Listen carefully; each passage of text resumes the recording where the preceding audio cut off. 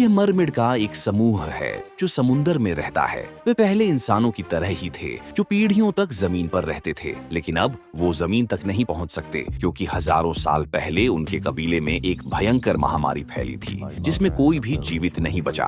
कबीले के लोग केवल अपनी घटती जनसंख्या को देखते रहे। जब सबने आशा छोड़ दी तब कबीले के मुखिया ने एक रहस्यमयी जड़ी बूटी खोजी जो इस महामारी से बचा सकती थी, लेकिन इसे पीने वाले लोगों के जीन में म्यूटेशन हो गया। उनकी त्वचा हरी हो गई और वे जमीन पर जीवित रहने की क्षमता खो बैठे। अब वे सिर्फ महासागरों में सैकड़ों सालों तक जीवित रह सकते थे। फिर एक दिन इन्हीं में से एक ने पानी में एक बच्चे को जन्म दिया, लेकिन यह बच्चा न सिर्फ इंसान जैसा था बल्कि उसके पैरों पर पंख भी था। ये साफ था कि जीन म्यूटेशन के बाद उनकी अगली पीढ़ी में असाधारण शक्तियां आ गई थी। वह लड़का न सिर्फ उड़ सकता था बल्कि जमीन पर भी आसानी से चल सकता था। अपने कबीले के लिए एक नया स्थान खोजने के मकसद से उसने पूरे कबीले को हजारों मीटर गहरे सागर में ले जाकर अपना अटलांटिस वैली बसाया। वहाँ वे बीमारी और युद्ध की उथल पुथल से दूर दुनिया से कटकर शांति से रहने लगे।